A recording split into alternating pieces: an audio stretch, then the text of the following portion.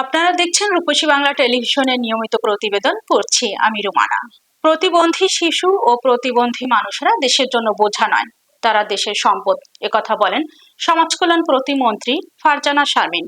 বিস্তারিত থাকছে এস.এম. নাসির উদ্দিনের প্রতিবেদনে। মুন্সিগঞ্জের গজারিয়া সমাজ কল্যাণ মন্ত্রণালয়ের কার্যক্রম বাস্তবায়নে মতবিনিময় সভায় প্রতিবন্ধীদের মাঝে হুইল চেয়ার বিতরণ করা হয়েছে। সমাজ কল্যাণ প্রতিমন্ত্রী ফারজানা শারমিন বলেন, প্রতিবন্ধীরা দেশের জন্য বোঝা নয়, তারা দেশের সম্পদ।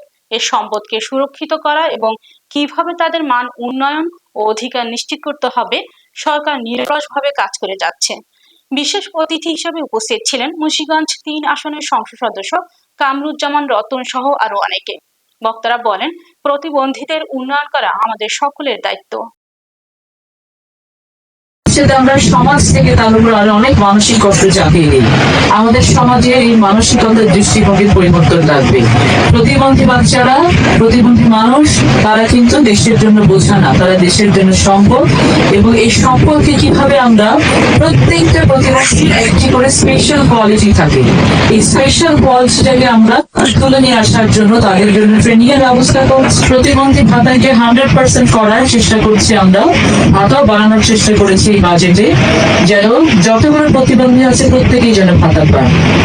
আমরা কেবল ভাতা দিয়েই ক্ষান্ত থাকতে চাই না, আমরা চাই এই মানুষগুলো নিজের পায়ে দাঁড়াক। সেই কারণে বর্তমান সরকার ওয়ান প্রোডাক্ট ওয়ান ভিলেজ, আসুন আমরা সকলে মিলে আমাদের সরকারকে সহযোগিতা করি।